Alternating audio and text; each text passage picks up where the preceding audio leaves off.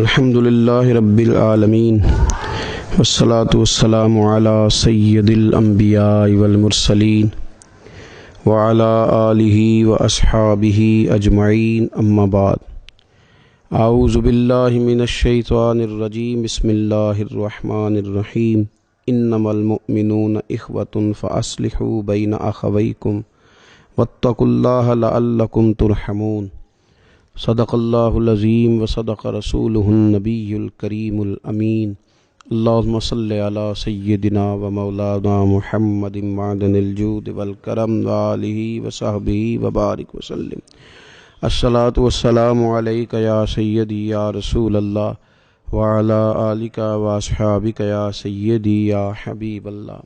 حمد و صلاۃ کے بعد اللہ تعالیٰ نے انسانوں کو جیتا جاگتا ہنستا بولتا مسکراتا وجود دے کے دنیا کے اندر بھیجا ہے۔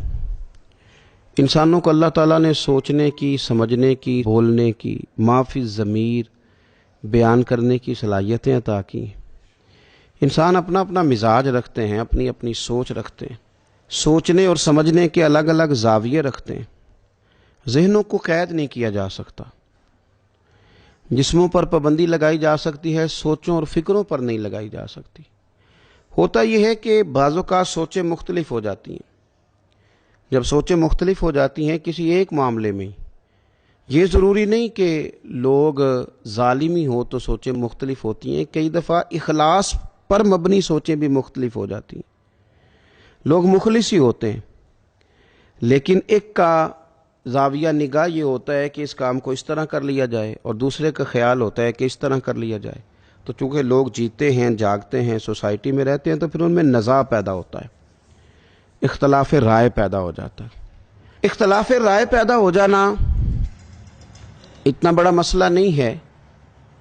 مسئلہ یہ ہوتا ہے، آگ تو کئی دفعہ لگ ہی جاتی ہے، لیکن شرط یہ ہوتی ہے کہ آگ بجھانے والے لوگ موجود ہوں۔ ایسے لوگ موجود نہ ہوں کہ جو جلتی پر تیل کا کام کریں، بلکہ کچھ ایسے لوگ ہوں جو جلدی سے اس آگ کو بجھائیں، اس کو ٹھنڈا کریں۔ اگر وہ دیکھیں کہ یہ بند دریا کا ٹوٹ رہا ہے اور سوراخ ابھی چھوٹا سا بنا ہے تو وہ جلدی سے آگے بڑھیں، اس سوراخ کو بند کر دیں، ورنہ زیادہ نقصان ہونے کا اندیشہ ہے۔ لوگوں کے درمیان اختلافات ہو جاتے ہیں، ہو جایا کرتے تھے ہمارے اسلاف میں، اکابرین میں، حتیٰ کہ صحابہ کرام علیہم رضوان کے درمیان مشاجرات ہوئے۔ کرنے کا کام یہ ہے کہ آج ہم کیا کریں، اگر ہم دیکھیں کہ دو لوگوں میں، دو مسلمانوں میں کسی جگہ اختلافات ہو گئے ہیں تو آگے بڑھیں، اور ہم اپنا کردار ادا کر کے دو لوگوں کو قریب کرنے کی کوشش کریں۔ قرآن مجید میں اللہ تبارک و تعالیٰ نے ارشاد فرمایا کہ انما المؤمنون اخوہ، فرمایا بے شک مومن آپس میں بھائی بھائی ہیں۔ فاصلحوا بین اخویکم، تو اپنے بھائیوں کے درمیان صلح کرا دو۔ اگر کبھی ان میں ناراضگی ہو جائے، چونکہ ہیں بھائی، قرآن مجید کا اسلوب بیان دیکھیے، رب کریم کا انداز کریمانہ، فرمایا بھائی ہیں بھائی، مسلمان بھائی ہیں، اگر کبھی اختلاف ہو جائے تو فاصلحوا بین اخویکم، اپنے بھائیوں میں صلح کرا دو، واتقوا اللہ، اللہ سے ڈرو، لعلکم ترحمون، تاکہ تم پہ رحم کیا جائے۔ ڈر کے صلح کرانا، اللہ سے ڈر کے صلح کرانا، اور تم بھائیوں میں صلح کراؤ گے تو رب تمہارے اوپر رحمت نازل فرمائے گا، یہ اعزاز ملے گا۔ اختلاف رائے ہو جاتا ہے، لیکن جو بیٹھے والے لوگ ہیں آمنے سامنے، جو دیکھنے والے ہیں، جو ان کو جاننے پہچاننے والے، ان کا کام یہ ہے کہ وہ آگے بڑھیں، ان کے درمیان صلح کرائیں، اختلافات کی آگ کو نہ بھڑکائیں۔ ہمارے پاس کئی دفعہ لوگ آتے ہیں جو گھر سے بڑے ستائے ہوئے ہیں، تازی لڑائی کر کے آئے ہیں اپنے والد کے ساتھ، وہ بہت سارے شکوے آ کر کے کرتے ہیں۔ وہ کہتے ہیں میں نے پردیس میں وقت گزارا، محنت سب سے زیادہ میں نے کی، ابا کا ساتھ سب سے زیادہ میں نے دیا۔ اب چونکہ تازی ناراضگی ہوئی ہے نا، تو ساتھ ساتھ وہ سارے شکوے آج سے 5 سال پہلے جو ابا نے ان کو سخت لفظ کہا تھا وہ بھی وہ یاد کر کے آئے ہیں۔ ابھی لڑائی ہوئی ہے نا، اب وہ ہمارے سامنے آگ کا لاوا پورا تپ رہا ہے۔ اب 2 کام ہیں ہمارے ذمے، یہاں تو ہم یہ کہہ دیں کہ تیرا ابا تو ہے اسی طرح کا، مجھے تو بہت پرانا پتہ ہے، لیکن میں تو اس لیے نہیں کہتا تھا کہ تمہارے گھر میں لڑائی نہ ہو۔ ایک تو یہ بات ہے، یہ ہم نے جلتی پہ تیل کا کام کیا، وہ نوجوان اور بھڑک گیا۔ اور ایک یہ ہے کہ ہم نے ساری باتیں سننے کے بعد کہا یار میں نے تیرے باپ کو تیرے اوپر شفقت کرتے بھی دیکھا ہے. جب تو بیمار تھا تو میں نے رات کو اسے ہسپتال کی ٹھٹھرتی رات میں باہر بیٹھے بھی دیکھا ہے. میں نے اسے تیرے بچوں کے لیے دعائیں مانگتے بھی دیکھا ہے. آپ نے اختلافات کی شدت کو کم کر دیا. جلتی آگ پر آپ کے چند جملوں نے شبنم کا کام کیا. وہ ٹھنڈا کر دیا اپنے ماحول کو. بھائی آیا ہمارے پاس سنانے کہ میرا بھائی بڑا ہی ظالم ہے, بڑا ہی صفاق ہے. اب ایک تو یہ تھا کہ ہم نے کہا یار وہ تو سب کے ساتھ ہی ایسا ہے, بڑا بد اخلاق, اور ایک یہ ہے کہ ہم نے اسے کہا یار بھائی بھائی ہوتے ہیں. تو نے صفاقی دیکھی ہے, وہ دن نہیں دیکھا جب کسی شخص نے ذرا سا تجھے تکلیف دی اور تیرا بھائی آپے سے باہر ہو گیا تھا. اس نے کہا تھا کہ تو نے میرے بھائی کا کچھ کہا ہے. وہ دن جب ہم نے اسے یاد کرا دیا تو اب اس کے اندر وہ جو اختلاف کی شدت تھی اور وہ نفرت کا لاوا, یکدم محبت کی ہوا کا جھونکا آیا, اس نے اسے ٹھنڈا کر دیا. میاں بیوی کے درمیان اختلافات ہو جاتے ہیں, اب کچھ لوگ اس میں بڑھوتری پیدا کرتے ہیں, وہ اس طرح کا ماحول بناتے ہیں کہ وہ آگ اور زیادہ بھڑک اٹھتی ہے. لیکن اگر دائیں بائیں والے اس طرح کریں کہ ان کو جینے کا موقع دیں, اگر بیٹی کے گھر والے اپنی بیٹی کے سامنے بیٹی کے نہیں داماد کے فضائل بیان کریں, اس کی خوبیوں کا ذکر کریں تو یہ آگ ٹھنڈی ہوگی. بیٹے کے گھر والے اگر اس طرح کریں کہ وہ بیٹی کی خوبیاں, بہو کی خوبیاں تھوڑی بیان کریں تو اس سے اختلافات کی آگ تھوڑی ٹھنڈی ہوگی. آپ یہ دیکھیے نبی پاک صلی اللہ تعالی علیہ وآلہ وسلم نے ارشاد فرمایا, کیا میں تمہیں وہ عمل نہ بتاؤں جو تمہیں نماز اور روزے سے زیادہ درجہ عطا کرے گا, جو تمہیں نفلی روزہ رکھنے سے, نفل پڑھنے سے زیادہ درجہ تمہیں دے دے گا, جو تمہیں صدقات اور خیرات سے زیادہ درجہ دے, وہ عمل نہ بتاؤں؟ یا رسول اللہ بتائیے. تو فرمایا دو روٹھے ہوئے لوگوں میں صلح کرا دو, اللہ تعالیٰ تمہیں ان اعمال سے زیادہ اجر عطا فرما دے گا. لوگوں کے درمیان صلح کراؤ, لوگوں کو ایک دوسرے کے قریب کرو. ہمارے ہاں مسلمانوں میں صحیح العقیدہ لوگوں کے اندر تقسیم در تقسیم ہو گئی.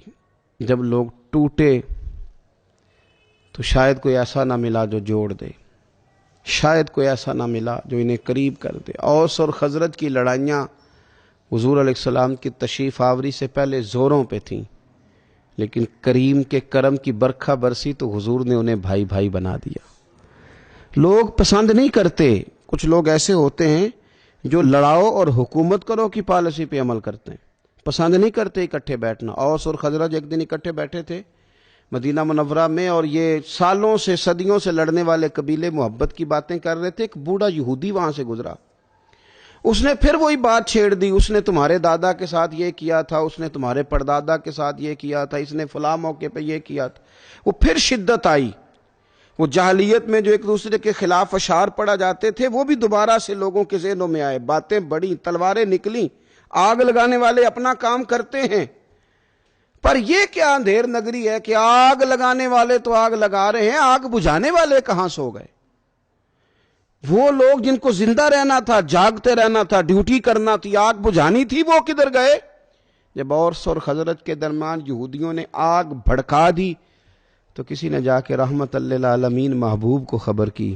حضور جلدی سے تشریف لائے, سورہ آل عمران کی آیات تلاوت کی, کہا اور رب نے تمہیں نعمت دے کے بھائی بھائی بنا دیا ہے, تم کن چکروں میں پڑ گئے ہو؟ رسول کریم نے آیات پڑھی, حضور آئے, باتیں بتائیں, ان کی آنکھیں غصے سے لال تھیں, اب آنسوؤں سے ٹھنڈی ہوئی, پھر سے ایک دوسرے کے سینے لگ گئے, پھر سے محبتیں بڑھ گئیں.